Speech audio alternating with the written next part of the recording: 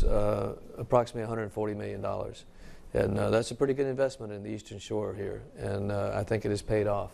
And we believe that the local community has been a major part of us being here, a major part of our success, and we certainly appreciate their support.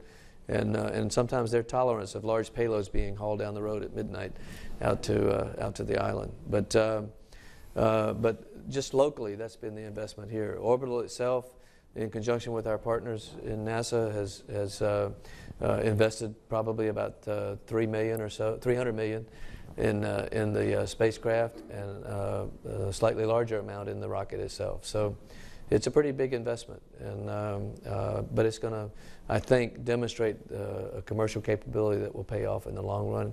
We obviously are hoping for more customers to use this system. We're going to have quite a good business going initially with the cargo delivery, but we're going to have more capability in that. We look forward to using this system for many, many years to come. Okay, we'll go here to the back left. My left. Cody Leibowitz, WMDT 47. Alan Frank, can you go into it a little bit about what this actually means for the community, for the Eastern Shore, for Accomack County? Well, I can tell you from our perspective, we've had a number of people move here and who are living in the community now, many on a permanent basis, some on a temporary basis from wherever they were working before, but who they were told, if you can go to Wallops for about 6 months, you know, we'll get this thing off the pad. Well, that was about 2 years ago, and for a lot of them. So they have really invested in this and made a lot of personal sacrifices to help get this rocket off the ground, and we certainly appreciate what they have done. Mike Laidley and a number of other people are great examples of that. But I do think in circulating around the community, meeting some of the leaders here, they seem really happy about the fact that we're here and we're bringing more business to the Eastern Shore. It's certainly changing the complexion of the launch operations here, and the fact that we are bringing in more high-tech and larger rockets, I think, will help encourage more industry to come into this area, and we're hoping it will encourage the students of this area to pay a lot more attention to science, technology, engineering, and math, and to see that as a way to better themselves and to further their educations and get into something really exciting.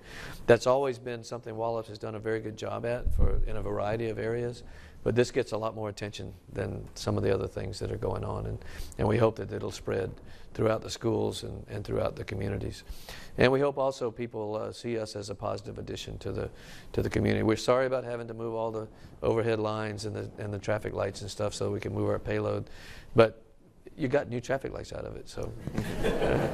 I think you're going to see sustained activity here. Orbital has a number of flights already on the books, eight flights to the space station over the coming years. There's going to be a lot of activity with the space station cargo coming here and the integration. So this was not a one-shot deal. They're going to be here a while. Yeah, every 3 to 6 months. Okay, let's take one here, and then we'll go back to the front. Hi, I'm Denise Ryan, and I'm here today through the NASA social program. Going back to the brush fire, I was surprised to see that the liquid or the water in the tank by the launch pad wasn't used today. Could you go into that decision, or would it have even worked? Oh, it was used. Oh. Yeah. We don't spray into the brush. We spray on the pad to protect the pad and protect the rocket.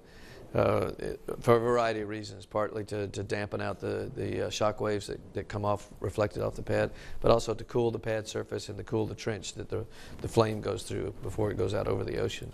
And that's the main purpose of the 200,000 gallons of water that came out of the tank. And it did work.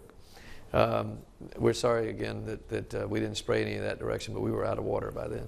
And they have a great fire department here, so I know they took care of it. And a couple of follow-ups in the front. Were there anybody didn't have a chance to ask a question yet? Okay. So let's go here, 1, 2, and then we'll bring it to a close if we can get a microphone down here.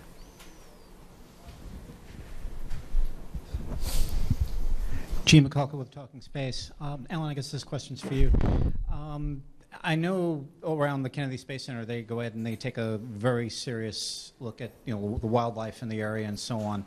Did NASA have a similar program for any of the wildlife around here? Just curious.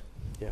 Absolutely. Going into any operation like this, there is always an environmental impact study that's done, and it's a very thorough assessment of the impacts from the environment, and there were no adverse findings from those studies, but it certainly was looked at. That was one of the early milestones we had to achieve, was making sure that we and NASA worked together, as well as Mars on an EIS, and make sure that everything was as it should be in that regard, and that all came out good. Okay, we'll take our last question from Stephen Clark. Go ahead. Thanks, Stephen Clark, Spaceflight Now again for Alan. Just a question, based on your experience with SpaceX and their COTS test flights, do you feel like that sort of smoothed the road with Orbital going into this launch and then the next launch? There was a pretty lengthy delay between SpaceX's test launches, and sounds like you're going to be ready to go in a couple of months. I'm just curious if does that reflect on Orbital, or does that reflect on the process being improved? Thanks. Well, I think it's hard to draw a comparison, because what happened with SpaceX was different here. In SpaceX's case, they made a conscious decision to upgrade the engines and do some upgrades to the vehicle from the initial flight of their launch vehicle to actually flying the COTS demonstration, and then accelerating what was to be the third mission to the station down into the second flight. Took some extra time.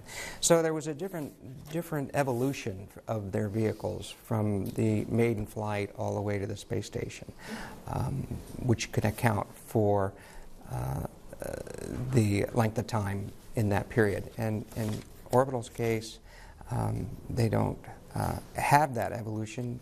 It was originally planned just to have one demo flight immediately to the space station, and we were able to insert this inaugural flight today. There should be very minor changes between what was flown today and the vehicle that will fly the next demo flight. So it's just a different history, a different evolution.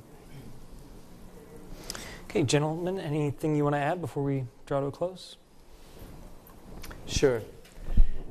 Again, I want to point out the fact that this is all about people.